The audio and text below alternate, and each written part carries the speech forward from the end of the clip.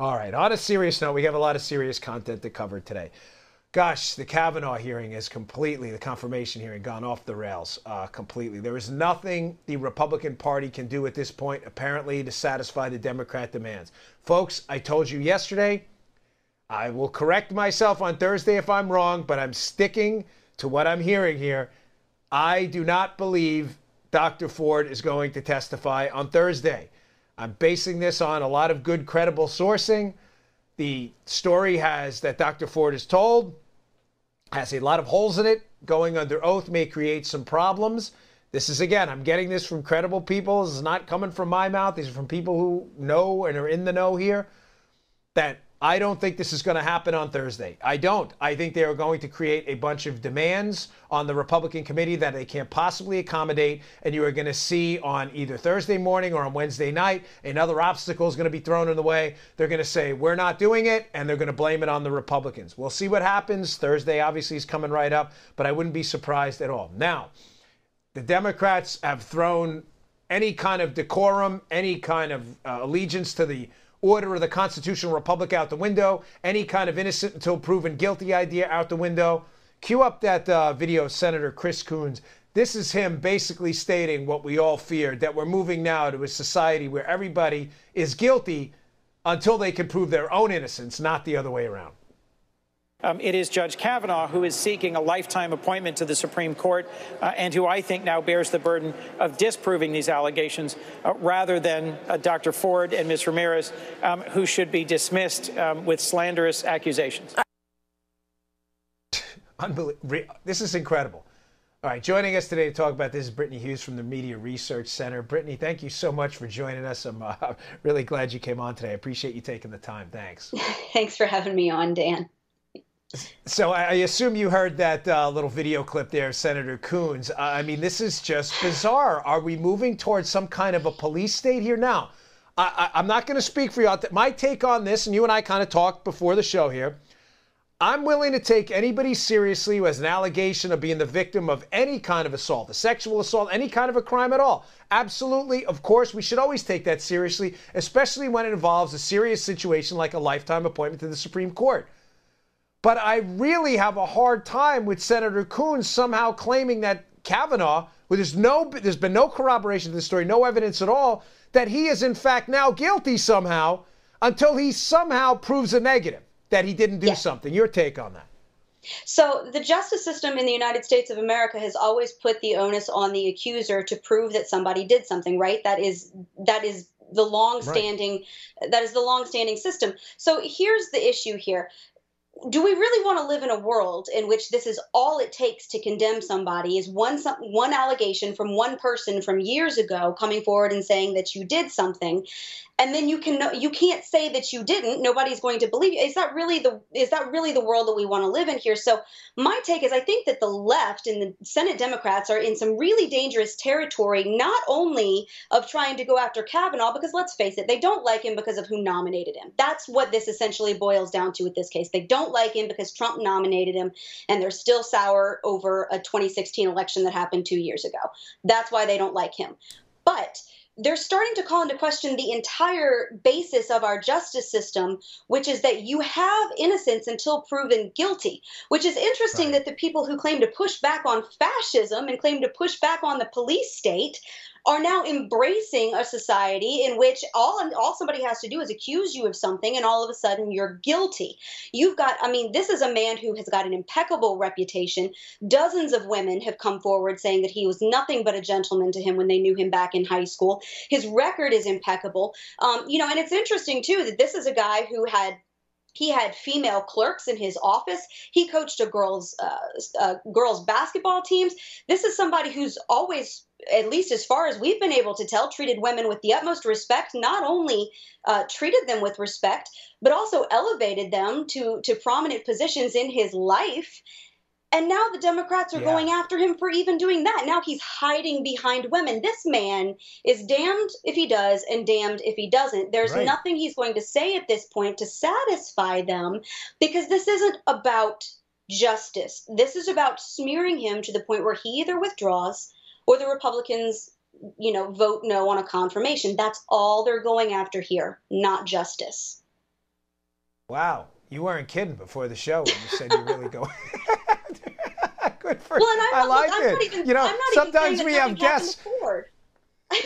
No, sometimes we have guests, and you get them in these pre-interviews before the show, and they're Alex, am I kidding? And they're full of fire and brimstone, and then you put them on the air, and they give you like a yes or no. That was awesome. I was just sitting back and listening. But here's the Democrats' counter to this. Let's play devil's advocate for them. I hate it, but let me be the liberal. It's hard for me to get in their heads and to live in the intellectual vacuum they live in. But their comeback to this is obviously, and I've heard it out there on the air, and even media folks have said in the talking head class on the liberal side, well, this is not a criminal trial. It's an appointment to the Supreme Court. But I'd argue, and I'd like your take on this, that's even worse.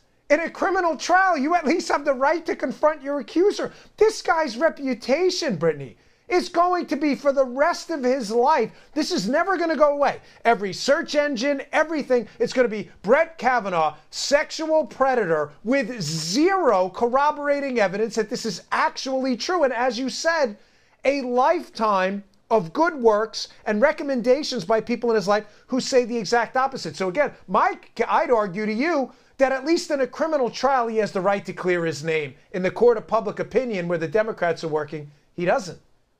Well, and so this is why you say I get all fired up about this, and that's exactly right. I do, because look, I feel bad for Kavanaugh. I feel bad for his wife. I feel bad for his two young daughters, one of whom is having to be, things are having to be explained to her that she is far too young to have to grapple with.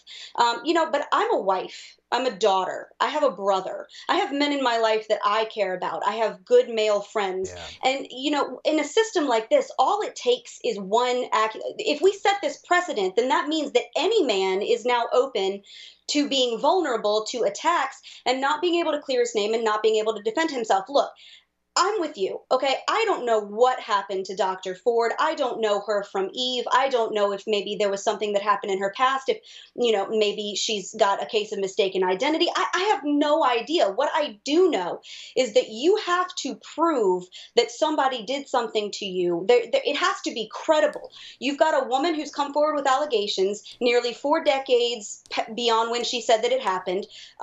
She came out, she named 3 witnesses to this supposed party who say that not only were they unaware that anything like this ever happened, they are not even aware that any such party happened. Nobody's been able to corroborate. Brittany, there's no evidence. Those are her witnesses, though. I always make a point of saying this. Those were Dr. Ford's witnesses. Those were not witnesses Judge Kavanaugh offered up. Those were witnesses Dr. Ford offered up. And one of them, by the way, Leland Kaiser, was a friend of hers who says, listen, I don't even remember the party. And the reason I bring this up is Jennifer Granholm was on CNN this weekend, Democrat, a former governor. And Jennifer Granholm had said to the host on CNN, well, listen, Leland Kaiser's denial and saying she doesn't remember this is actually proof that it happened, because it shows that Dr. Ford would have left the party in fear after what just happened. But that's not what Leland Kaiser said. She said she doesn't even remember the party. These were her witnesses. I mean, I think that's the point that's so devastating to the story here. Well, not only did she say she doesn't remember the party and that she was never at such a party, she said that she has never seen Kavanaugh a day in her life, never even met the man. Right. And then you've got this second woman who comes out only because she said she read a story about it. And so now she comes out and she says, look, I thought that I kind of remembered something about somebody exposing themselves at a college party. And after 6 days of really, really thinking about it with her lawyer, of course, after 6 days of sitting on it and really thinking about it, now I've remembered that it was Kavanaugh. So you've got, this, I'm going to go ahead and go out there, and call this is just a hit job. This is a smear campaign against Kavanaugh, and it's not even a very well done one. These people the allegations are not credible. They have produced no evidence. They have produced no corroborating witnesses. I think the closest that we came to the second woman's allegations that Kavanaugh exposed himself is there was some guy who heard it from somebody in his dorm. So, they're running with it and saying that, oh, it must be true because somebody, we're playing the telephone game here. This is ridiculous. And, what really ticks me off is then you go over and you see, Brooke Baldwin bringing on guests just salivating over a comparison between Brett Kavanaugh and Cosby, for heaven's sake. Bill Cosby, who was arrested horrible, and convicted.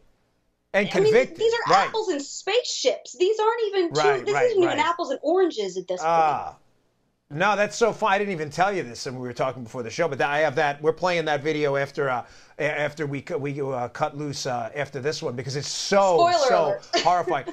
Yeah, spoiler alert. One last question, I'll let you go. Of course, we got to nothing I told you I was going to get to because, as I said, they always go in all these directions. You had so much interesting stuff to say. But, you know, I know when I'm an activist at heart. I mean, I ran for office. I love doing this now in the content space like I'm sure you do. But my heart is always in activism and, you know, really changing the course of the country. And I know when you do that, you get a lot of these hosts and they go, I'm hearing this in the streets, and they just make it up. They're probably not hearing anything. I'm telling you, like, I don't get out a lot, but when I do go to the gym, go to the supermarket, the people that run into me, I have never, and I mean this, this is not some nonsense hyperbolic statement, I have never seen Republicans so fired up about an issue since Obamacare. They were fired up about that. People are coming up to me everywhere. Brittany, I'm talking about even like marginally interested political people I know from the gym who once in a blue moon will say something about politics, but it's rare. They cannot believe what's going on right now and are so fired up. So my question to you, my exit question here is, how do you think this is going to play in the midterms if they wind up tanking Kavanaugh's, and I'm not talking about the Republicans, if the Republicans, say they lose one, but the Democrats get him to withdraw or something like that. How do you think that plays in the midterms if Kavanaugh's tanked? Well, I agree with you, and I'll do you even one better. I've got some liberal friends who have even told me that they're ticked about this because they think the whole thing is despicable, and those are people that pull to the left. All right, so what I think, first of all, I don't think that Kavanaugh's going to withdraw. Of course, I don't have a crystal ball, so I can't predict that accurately, but I don't think he's going to withdraw. I think he's in this for the long haul. I do think that Senate Republicans have a big weight on their shoulders to go ahead and hold this vote because, I mean, the longer this circus goes on, the more unfounded allegations are going to end up coming out. They're inviting this at this point. So I think that the midterms are going to kind of be where you see the rubber meet the road here, whether people are satisfied with this process. I think it's dangerous for the Democrats on the one hand, because I think this is really starting to tick people off, this dog and pony show that so far has produced nothing of any substance. But I think that the Republicans too are going to have to answer for it because, again, they've already let this go on far too long. This is getting ridiculous, and even their voters are starting to get tired of it. So I think Grassley is really going to have to come out and, you know, put your money where your mouth is. If you're going to hold a deadline, if you're going to hold a hearing, do it and be done and move on. Yeah, no, I listen, I think your analysis is spot on. And I'll just say, if they do get this done, Grassley gets the committee vote and Mitch McConnell gets it on the floor and they push this through. You know, I think this is going to be like jet fuel for Republican enthusiasm in the midterms. I think they could really use a boost right now. They've been dealing with nonsense charges of Russian collusion and Donald Trump's a fascist for a year. You know, the tax cuts plan was a big victory, but honestly, Brittany, you and I both know in this media environment, that was in dog years. That was 75 years ago. So they could really use this right before. But I'll let you roll. I kept you longer. You were terrific. So I said 8 minutes. We were way longer than that. So I'd love to have you back. Thank you, Brittany. I really appreciate it. Thanks for your time. Thanks so much. You got it. That was Brittany Hughes from the Media Research Center. Great interview. You know, sometimes you do interviews and you talk to people before the show. Hey, we're going to ask you this. And they're like, boom, boom, right, left, cross, uppercut, and you get them on the air. And that was great. I could have talked all day there. All right.